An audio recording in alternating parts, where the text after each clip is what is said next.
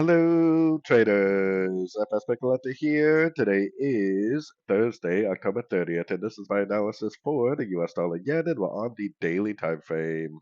So we're pushing up on the dollar yen. If you've been keeping up with my dollar yen videos, you know that I've been saying all week long that I think it's going to potentially go up to the 78%, and it looks like it is actually going to end up following through on that analysis. We're kind of right in between two fib levels right now, so I would definitely do nothing but look for longs and sort of time frames still.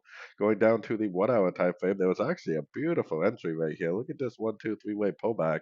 It happened in the Asian session, but what a nice entry. This is a very nice little three-way pullback also.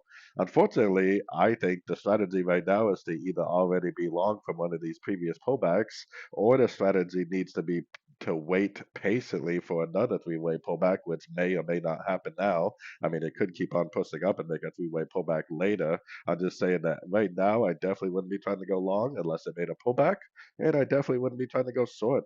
The strategy right now is to be patiently waiting for a pullback, or the strategy is to already be in a long waiting for an exit. So, anyways, don't forget to check out my website, linked over here in the corner. And as always, thank you for watching and happy trading.